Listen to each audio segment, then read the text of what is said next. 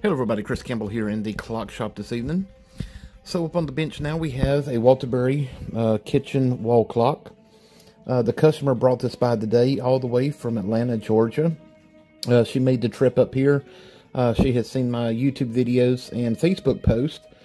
And the past two people who have worked on this clock said that they had fixed it, and when she would get it back home and start the pendulum, it would not run. So we're going to see what we can do. Looking at it, everything looks to be good. And it seems to be in beat. Whoop, I saw it click. Yep. It's not, and it stops. So, that's exactly what she said has been happening. So let's give that a... It's almost like it's hanging up on something in there. Alright, well, we'll take that apart. I'm going to start it back again. Yeah. Something is definitely binding. Alright, so what we're going to do is take this apart and see what we can come up with. She said she had one person. This is the bill from the last repair. A place called the Clock Shop in Cleveland, Georgia, and they charged her to do a cleaning and oiling, $385 just to do a cleaning and oiling. Then she also had another bill where they took it apart and put two bushings in, polished the pivots, cleaned it, oiled it again, and charged her $400. So she has got a lot of money tied up in this clock, and it will not even run longer than 10 seconds. So we're going to take it apart and see what we can come up with, and I will post that in a later video. Stay tuned. Alrighty, so we took the clock apart and took out one of the wheels, and this is what we discovered. You cannot make this stuff up. I mean, I have seen a lot in my time, but this tops the cake. The reason the clock would not run, and whoever put the movement back together that did the last repair, I don't know if they intentionally did this to keep the customer coming back so they could charge them more, or if somehow a sleeve got hung up in the gear. But this is what is keeping the clock from running. It is a mangled mess. I'm trying to do this one-handed since I'm holding my camera, but we will try. I don't even know what this stuff is. It's like cotton.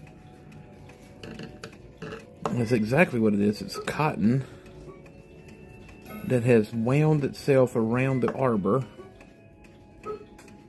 What the heck? That's exactly what it is. It's a part of the sleeve. It is pure cotton. What the heck? So, that's why the clock was stopping, is because the gear could not make contact with the trunnions and turn and keep the same meshing to keep the clock in motion. It was gummed up with this piece of cotton wrapped around the entire gear. The other thing that I saw was the suspension spring that holds the pendulum was also installed backwards. So whoever worked on this clock previous did not know what they were doing. I think what happened is they were working on this when they let the mainspring down. They had a sleeve too close to the gear, and it caught and unwound, and it just ripped it off and wound it up, and they were like, forget it, I'm not taking it apart and going through all that trouble again. So they left it. And yes, when you take a clock apart, it is murder putting it back together, because it does take a lot of time to put a clock back together. Set up the strike side properly so that it'll strike on the right time sequence. And there's a lot that goes into reassembly. Taking them apart are easy, but it's the reassembly that you have to be the precise. Where each gear goes, each one has a certain meshing. They have to be timed. So yeah, this was shoddy work on the other person's part. So let's go ahead and get it properly put back together like it should be and see if she will run now. Alright, so the clock is now back together and it is ticking away. No problems whatsoever.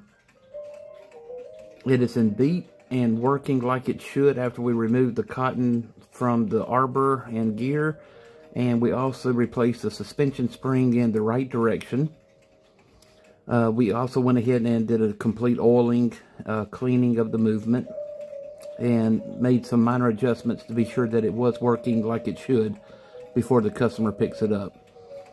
I feel really bad for this customer paying that much money for that shoddy of work from a previous, supposedly clock repair person. So to do what we did, I'm not going to charge her that much. It's probably going to be like $30. Just for the time of taking the movement apart, removing the cotton, putting the suspension spring in the right direction, and checking it over.